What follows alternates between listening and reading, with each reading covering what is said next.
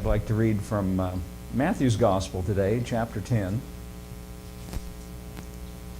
And I want to talk today about, this is basically for the benefit of those of you, and I presume it's most of us, but, for Bible readers, for people that are actually reading the Bible, and especially the New Testament. Sometimes in the process of reading the Bible, we come across things that might seem on the surface troubling, or make us seem inspire discomfort, or make us seem fearful. It's not supposed to be that way. So I want to talk about some things. If we understand things in the context of which they're given, it all makes perfect sense, and really there's nothing to have any fear about or anxiety about at all. And I want to talk today about, put it in the context of Jesus as the Jewish Messiah. Jesus came in his earthly ministry as the Messiah for the nation of Israel. And if you read carefully in the Gospels, you'll find that he tells us that explicitly. And it's not that you have to read anything into it. He's pretty straightforward about it. And that has some ramifications for some of the things that he has to say. And I'd like to look at a little bit of that today. And starting with Matthew's Gospel, chapter 10, and here's what it says in verse 1. When he had called unto him his 12 disciples, he gave them power against unclean spirits, to cast them out, and to heal all manner of sickness and all manner of disease. And the names of the 12 apostles are these: first, Simon, who is called Peter, and Andrew his brother, James the son of Zebedee, and John his brother, Philip and Bartholomew, Thomas and Matthew the publican, James the son of Alphaeus, and Lebbaeus, whose surname was Thaddeus, Simon the Canaanite, Judas Iscariot, who also betrayed him. These 12 Jesus sent forth and commanded them, saying, Go not into the way of the Gentiles, and into any city of the Samaritans enter ye not, but go rather to the lost sheep of the house of Israel. And then he goes on and gives them some instructions about what they're supposed to do and as they're going. And a lot of the instructions here in Matthew chapter 10, I know some modern day preachers take these to heart as though he's talking to us. When he tells them, basically, I could sum it up this way: he says, don't take time to make any preparations. Just go with what's on your back, and when you go to a place, just enter into the town and stay with people and eat whatever they give you. And there's a sense of urgency about this. He's not talking about today. He's not talking about ministers. You notice that he called his 12 disciples and told them this. Did you notice that? And also the verse that I left off with, did you notice that he says, do not go to the Gentiles? Did you pick up on that when I read that? Don't let that slip past you. That's in verse 5. Let me read it again. He said to them, Go not into the way of the Gentiles, and into any city of the Samaritans enter ye not, but go rather, or instead, to the lost sheep of the house of Israel. He is giving them instructions that are exclusive. Do you see that? He said, only go to the lost sheep of the house of Israel. Don't even bother with the Gentiles. Now that's, of course, not the condition that we find today. After his death and burial and resurrection, I hope this is not spoilers here, but after his death and burial and resurrection, he says, go you into all the world and preach the gospel. Isn't that right? But here, he says, don't go. He specifically says, don't go. He says, only go to the lost sheep of the house of Israel. Only them. Here's another one. Look in Matthew's Gospel, same Gospel, chapter 15. And I'm going to start with verse 21.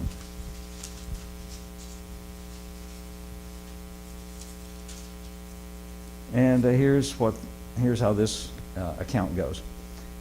Matthew chapter 15, verse 21. Jesus went thence and departed into the coasts of Tyre and Sidon. And behold, a woman of Canaan. Now, let me stop just for a minute and say, this woman is a Gentile. She's a woman of Canaan. One of the other Gospels, when it tells this story, calls her a Syro-Phoenician woman, making it explicit that she's not an Israelite. She's not Jewish.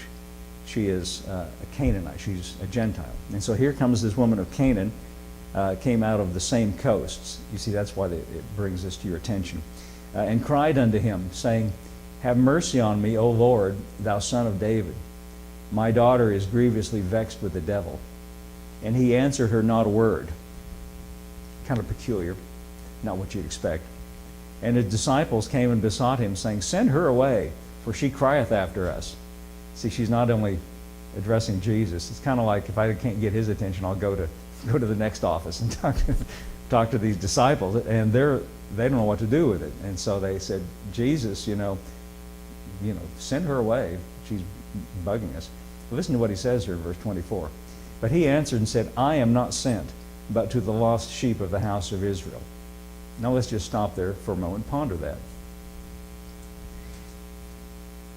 You might be wondering, why did he say that? He said that because that's the condition. That's the situation. Now, we don't really take that into account mostly when we read the Gospels. But you see, Jesus in his earthly ministry, when he was walking around on the earth, was exclusive. He didn't go on a world tour. Did you ever realize that? Yeah, he was pretty exclusive. Later on, and I'm not going to turn to every one of these to explain it, but the Apostle Paul says a little later on that Jesus came to fulfill all the promises made to the fathers.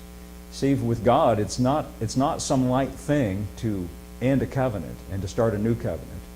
It's a pretty big deal. And so he was absolutely faithful to all of those who were under that old covenant. And he sent Jesus as the final prophet, the last prophet to the nation of Israel, to fulfill, as Paul says, all the promises made to the fathers. So he is on an exclusive mission here to the lost sheep of the house of Israel. So that's what he says here. I am not sent, but to the lost sheep of the house of Israel. Then came she and worshipped him, saying, Lord, help me. But he answered and said, It is not meet, that means appropriate, to take the children's bread and cast it to the dogs. This is really hard. This is pretty brutal what he's saying.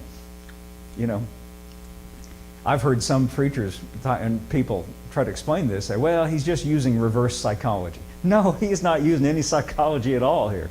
He's just telling her the way it is. What he's saying is, I can't deal with you right now. I'm here sent to the Jewish nation and them alone. It's not time yet, in other words. He's not really just necessarily saying that, but that's what's implied. I can't deal with you right now.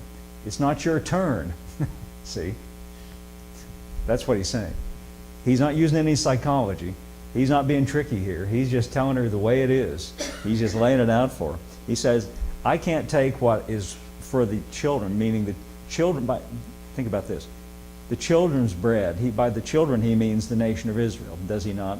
That's what the lost sheep of the house of Israel, that's who the children are. And cast it to the dogs. That's how the Jews regarded the Gentiles. And he is using that same frame of reference, which is pretty hard, what he says here. Then she said, verse 27, Truth, Lord. Yet the dogs, see, she didn't get insulted. She accepted the premise. She said, yes, Lord, that's true, but the dogs eat of the crumbs which fall from the master's table. Now, you know what she's saying here? She's showing some insight. She's saying, yes, that may be true, but what they are rejecting, what they don't want, I'll take it. She perceived that he was not going over well in the nation of Israel. He said, what they won't take, I'll take. Then Jesus answered and said to her, O woman, great is thy faith. Just highlight that word faith for a second. O woman, great is thy faith. Be it unto thee even as thou wilt. Her faith, she came to him. It wasn't even her turn, but yet he said, your faith is great. And he recognized that. And so he says, he put his stamp of approval and says, you know what? You have great faith. And what you said is true. They're not taking it, but you'll take it. And let it be done to you just like you have said, as you will. And her daughter was made whole from that very hour. Now, that's a beautiful story, and her faith is important here. But get the context. Let's just not slide over that and let it go. He said explicitly, he said, I'm not sent to anybody right now, except the lost sheep of the house of Israel. Now, here's another one. In Matthew's, also in Matthew's Gospel, in chapter 8, starting with verse 5. You see, Jesus had an exclusive ministry. to the nation of Israel in his earthly ministry. It's not until later that the whole world gets included. Now, you know, some people, there have been some people who don't like the Apostle Paul, who claim that Paul sort of reinvented or reimagined Christianity, and sort of say that Paul, you know, there's really no division between Jesus and Paul. If you read Paul's testimony, he says that the things that he is preaching, he said, I got them straight from Jesus. But you know something peculiar about the writings of Paul? Now just bear with me for a second. When you read Paul's epistles, now he told us, he said that what I am sharing, no man shared it with me. No man gave it to me. I got it directly from Jesus by revelation. You know, he first appeared to him on the road to Damascus. You know the story. And Jesus said to him, you know, after he'd fallen on the ground and so forth, and Jesus said, stand up on your feet. I've appeared to you for this purpose, to make you a witness of the things which you've seen and of the things in which I will appear to you. And Paul says, yes, that's how I got the information I'm presenting. So Paul, when you read his epistles, he's not speaking on his own behalf. He's an apostle. He's sent directly by Jesus, but after his ministry, after the death and resurrection of Jesus. Now here's the thing about Paul's epistles. I don't know if you've ever noticed this or not. Maybe you've never noticed this. He never quotes from anything of the Gospels. He never quotes from any of the teachings of Jesus. He may not have even known what they were. You ever think about that? He never quotes, he never refers to anything that you find in the Gospels, with the exception of when he's talking about the Lord's Supper. He makes reference to, this is my body and this is my blood. He makes reference to that, but apart from the Last Supper, he makes no reference at all to anything that's found in the Gospels. Now, I'm not saying by that we shouldn't take seriously what's in the Gospels, and we can't find things that are useful and helpful and profitable. But I am saying this, when you're reading the Gospels and things Jesus says to people, you need to first think in the context that he's speaking. In his mind, he's speaking to the lost sheep of the house of Israel. Now, if we look over their shoulders and find things that are helpful for us, that's all well and good. But you've got to keep in mind, he is dealing with some people who are living in a time of crisis. You know, the reason he sent out those disciples, and then later on he sent 70 more, and there's a sense of urgency about it, is he knew, because he was a prophet, he knew some things that were just about to happen within that generation, which would be devastating, which would be disastrous for the nation of Israel. He knew what was coming, and there was a sense of urgency about what he was doing. He knew that they were living in a time of crisis. You know, it was only 40 years after his death and resurrection that the Romans came and destroyed the temple and destroyed the city of Jerusalem. First there was a siege of the temple. I was just reading about it this morning as I was thinking about this. And if you want to check up on it, you know, just Google it. You can find out. I was reading a very interesting, I found out some things about it I didn't know. When the Romans, it started with so this is 40 years after Jesus, and it started in 66, in the middle of 66 AD, and it culminated in 70 AD, 3.5 years. And I'll just throw that out in case you ever read the book of Revelation. 3.5 years, because that comes up continually in the book of Revelation, 3.5 years. 3.5 years was the time when it started to when it ended. 66 AD, the Romans got there. There was a rebellion about taxation, and there was some disagreements, and it all culminated with the Romans besieging the temple. And what I discovered this morning, I'd never known before, it happened just a few days before Passover. And Josephus, the Jewish historian, who, when he was captured by the Romans, decided he would work for the Romans. So he's a historian paid by the Romans. He says that the town was flooded and packed with people. They were there for Passover. And the Romans besieged the temple, and they wouldn't surrender, so they destroyed it, just like Jesus said. Then they besieged the city itself, and they destroyed that. Josephus imagined that he guessed, there's no way to know, 1 million people died. And all the rest were sent into captivity. And those who weren't sent into captivity or killed were dispersed throughout the world. They call that the diaspora. It was a terrible, horrible disaster that was coming. Jesus knew it was coming. There was a sense of crisis about it and a sense of urgency about it. Now, let's just stop for a minute and consider this. Did you notice the woman of Canaan who came to Jesus and she got what she wanted because of her faith? Have you ever considered this, that the reason, the only reason, the bottom line of Christianity, as we understand it today, is that it's what Paul says, by grace through faith. It's based on his grace and our faith. You see, he was endeavoring to move his listeners into a position where they would accept and move into this new covenant, which is based on faith. That's all it is. It's the grace of God and our faith in Jesus. And by the grace of God and our faith in Jesus, Paul said, by grace you're saved through faith.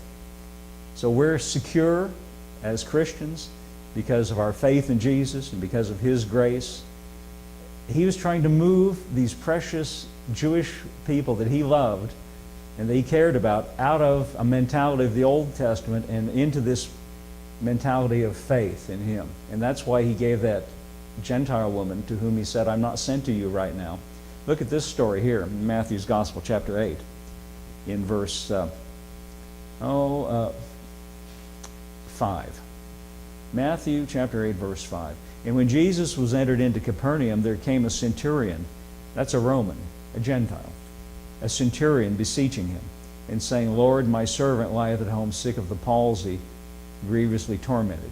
And Jesus said, I will come and heal him. And the centurion answered and said, Lord, I'm not worthy that thou shouldest come under my roof, but speak the word only, and my servant shall be healed. Now this man evidently understood what that Syrophoenician woman also got. He says, I'm not worthy. In other words, I'm not worthy for you to come to my house. Why? Because I'm a Gentile. He says, but if you'll just speak the word, he'll be healed. That's all I want from you, just speak the word. He says, for I'm a man under authority, having soldiers under me, and I say to this man, go, and he goes, and to another, come, and he comes, and to my servant, do this, and he doeth it. When Jesus heard it, he marveled. And he said to them that followed, verily I say unto you, I have not found so great faith, no, not in Israel. You see how he makes this distinction here? He's sent to the lost sheep of the house of Israel, and he's marveling because here comes this Gentile, a centurion, a Roman. He says, this man has faith that I haven't even found in the nation of Israel. Isn't that what he said? I have not found so great faith in the nation of Israel. Now that's the context, and look at what he says next. And I say unto you that many shall come from the east and the west, and shall sit down with Abraham, with Isaac and Jacob in the kingdom of heaven. But the children of the kingdom shall be cast into outer darkness, and there shall be weeping and gnashing of teeth. Now, who's he talking about here? Well, I think it's pretty plain from the context. When he says people are going to come from the east and the west and sit down with Abraham and Isaac, that's just a metaphor for saying the Gentiles. People scattered out here far away, they're coming like this centurion, for example. He's using this to explain what's going on. He says, but the children of the kingdom, who do you think that is? Well, the same ones he was talking about when he said the children, I can't take the children's bread and cast it to the dogs. It's these precious Jewish people that he's trying to move into faith. He says, I'm here dealing exclusively with them, but they don't believe. So, but here comes this guy from far away, a Roman, and he believes. He says, I haven't found this kind of faith in Israel. And he says, this is serious, what he says. He says, and this is the way it's going to be. They're going to come from far away, and they're going to sit down, people like this, in the kingdom of heaven. But the children of the kingdom, he does not mean Christians. He doesn't mean you. He doesn't mean me. He means those people who are not believing. See, we are those who came from far away like the centurion. See, we're just like him because we believe. That's the whole basis of our Christianity. We believe in him. So we're just like him. And see, as far as Jesus is saying, metaphorically speaking, we're sitting down in the kingdom of heaven right now. I bet you didn't realize that. Maybe you do. When the Pharisees came to Jesus and they said, well, when shall the kingdom of heaven appear? And he says, the kingdom of heaven does not appear with outward observation. And you can't say, lo here, lo there. It's within you. See, right now we're sitting down in the kingdom of heaven with Abraham, Isaac, and Jacob. We're sitting there enjoying this relationship with God that he calls the kingdom of heaven. And he's saying, what these people I've come to who don't believe, says they're cast into outer darkness. Now the reason I'm saying this, this is very serious. He doesn't say they went to hell. He just says they're on the outside. I know some Christians who read this and get all disturbed. And, wow, what if that's me? No, it isn't you. That will not happen and cannot happen to any Christian. Christians who believe in Jesus, that's the reason you're a Christian, by the way. There's only one reason you're a Christian. It's not because you're perfect. There isn't anybody who is. I'll bet you, Billy Graham, who died recently, I bet you if you sat down with Billy Graham, he wouldn't tell you he's perfect. people admire, we hold up people and say that, well, yes, I agree. I admire Billy Graham too, and lots of other people like that. But they're not perfect. Mother Teresa is perfect. The Pope's not perfect. There isn't anybody perfect. Preachers on television, Joel Osteen, I like him just fine. He's not perfect. We're all flawed. And the only reason we're in the kingdom of God, and the only reason we're Christian is just one reason. It's our faith in Him. We believe in Him on our part. Only one reason. On His side, it's His grace. By grace you're saved through faith, and that not of yourselves.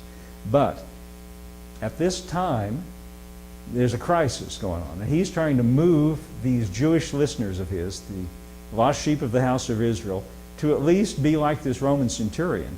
And He says that when He says they're going to be in outer darkness, what He's saying is they're going to be on the outside looking in. Just like if you were inside a banquet hall and the lights are all on and everybody's having, like He's metaphorically talking about.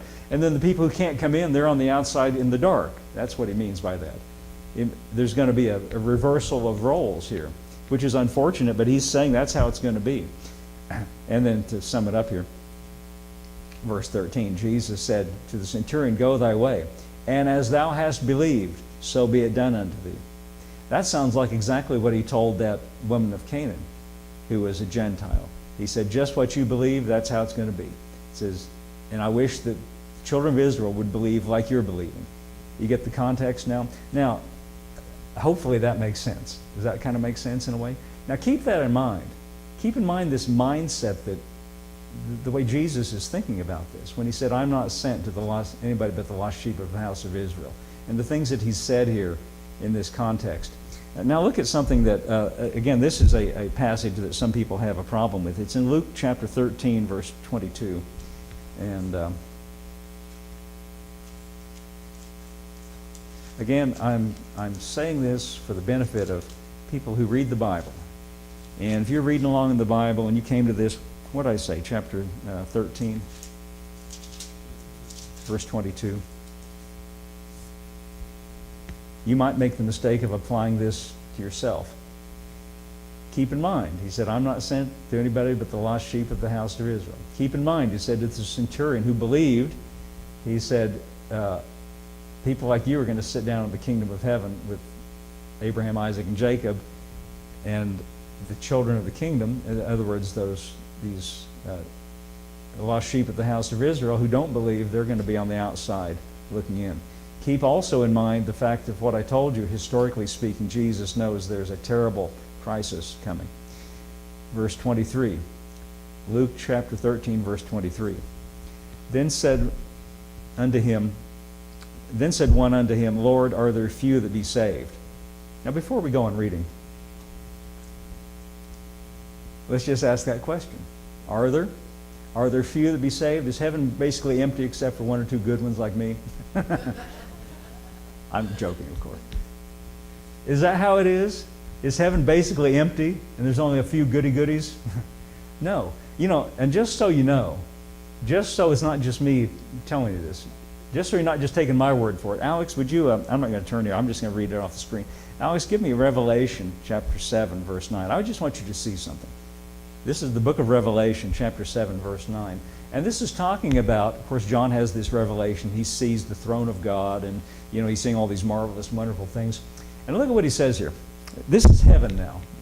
John is in heaven, and he's beholding the throne of God and all these marvelous, wonderful things. I'm sure you kind of have an idea of what's in Revelation.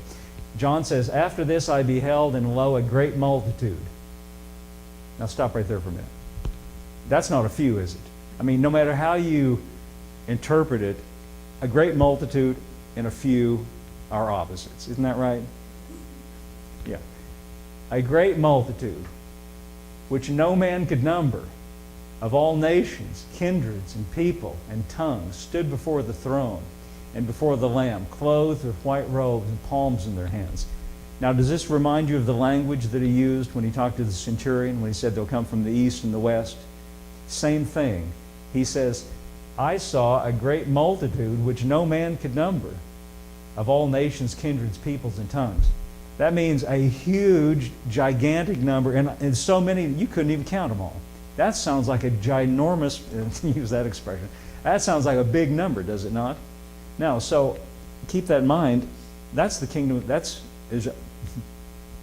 You see, as Christians, our salvation is based on our faith in Jesus and His grace. By grace you're saved through faith, and that not of yourselves, is the gift of God. Jesus said, my yoke is easy, my burden is light. Did you know that Christianity is so easy that anybody can participate? It's open to everyone. You don't have to be the Pope. You don't have to be Mother Teresa. You don't have to be specially holy. You just got to believe in Jesus. It's so easy that everybody can come in. A great multitude that no one can number. It's so easy that all you got to do is put your faith in Jesus. I would say that's easy. That's easy enough everyone can participate. Isn't that right? You don't have to accept any kind of rules, any kind of code of, I mean, he deals with us all about those kind of things later. But you don't have to like sign any kind of a commitment, or you don't have to climb the highest mountain or swim the farthest ocean. You just got to believe in Jesus. You see, that's why there's a great multitude, because everybody can come in.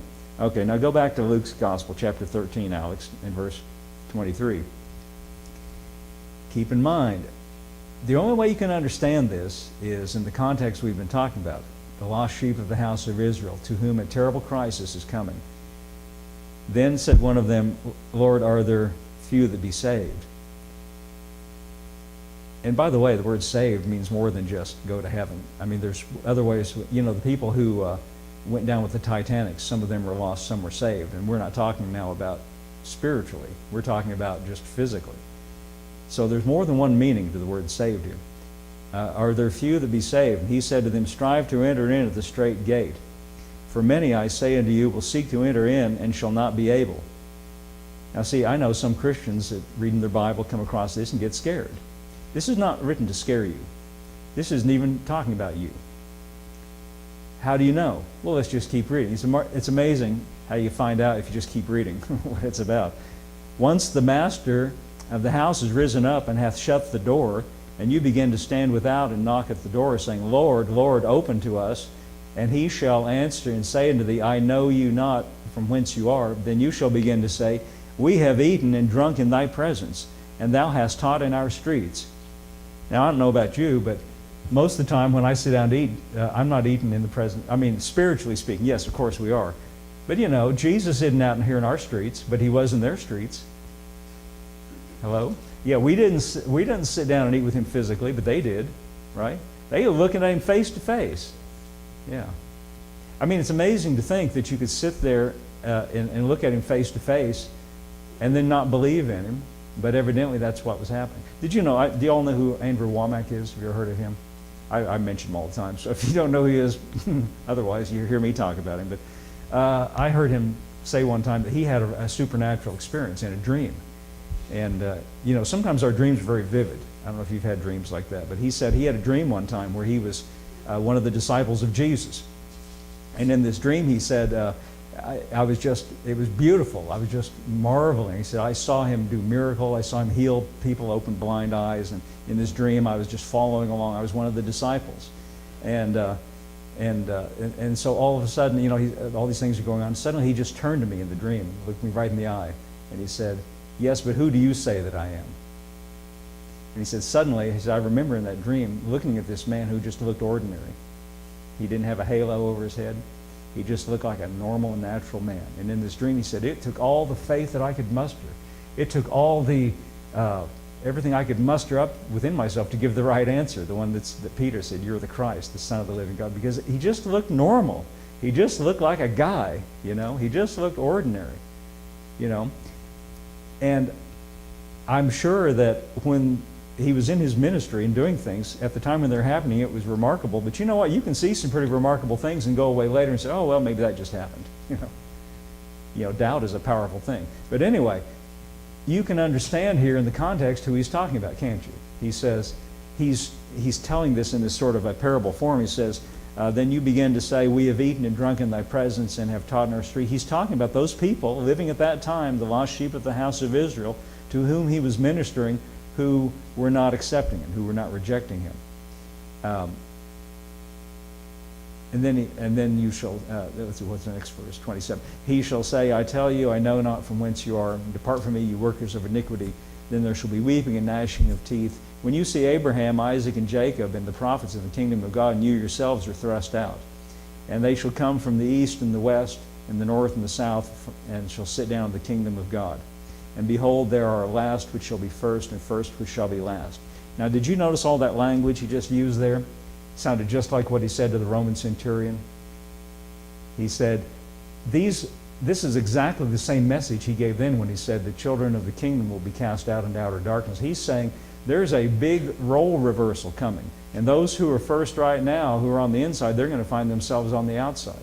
And it only has to do with one thing, with believing, with faith in Jesus. But you see, this passage, the reason I read all this to you, you would be making a grievous mistake if you read that and thought this is talking to you as a Christian. See, you're not in that kind of jeopardy. He's not ever going to say to any Christian, I don't know who you are. No Christian this applies to. This applies to no Christian. Because we're Christians, because we put our faith in Him, this is never going to happen to any Christian. But metaphorically speaking, he's saying, you got to be careful here. You're living in a time of crisis, and you better get this straight. And you better get it straight and come in by the straight gate. In Matthew's gospel, he says it this way, broad is the way that leads to destruction, and many there go in that way. You know, we spiritualize it and think he's talking about going to hell. No, he just means, you know, most people here standing around listening to me, you're going to be in a world of hurt. You need to put it in Oklahoma talk.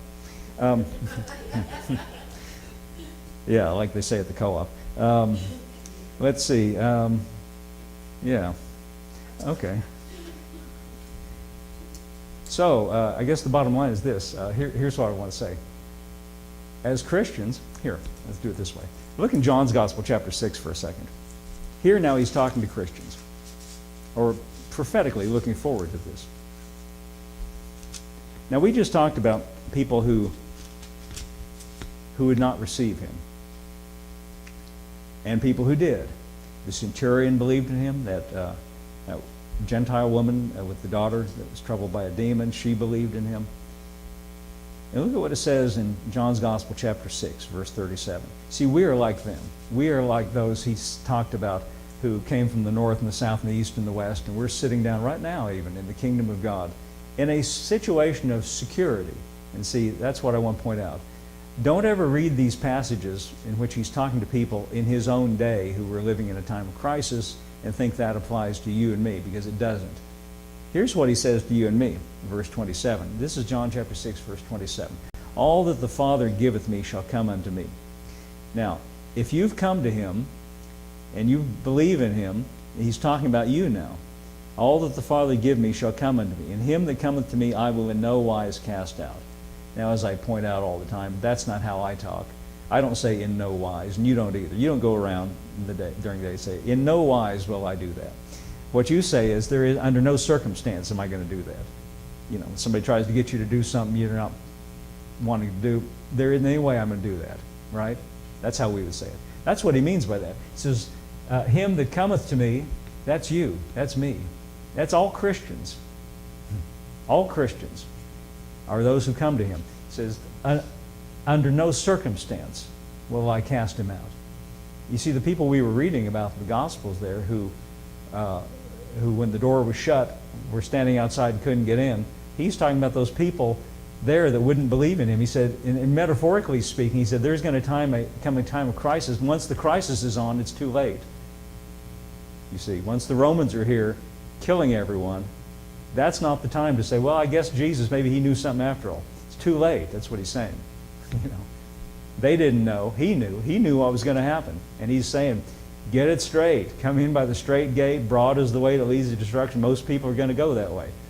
He was trying to urge them, you better believe right now. See?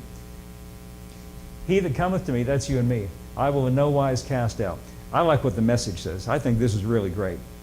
I love the Message translation, by the way. And this is one of the passages I found that really convinced me that I really liked it. Every person that the Father gives me eventually comes running to me. Now that's you and me. We're Christians. As, you know, in this kind of language, that's what he's talking about. And once that person is with me, I hold on and I don't let go. I like that language, don't you?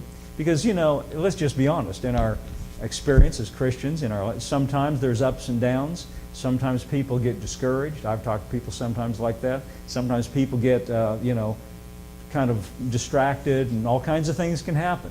And if you think that your Christianity is based on your grip on Jesus, you need to consider something else. It's a two-way street. It's not just your grip on Him, but His grip on you. And though you may fail, and though you may have problems, and though you may have difficulties along the way and get discouraged, He never lets go.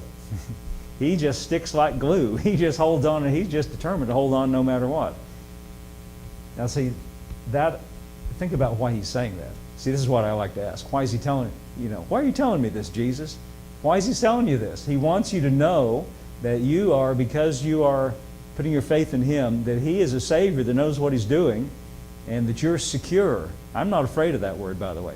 You're secure in your salvation because it's not based on you, it's based on Him. And so that's what I got today. Let's all stand up.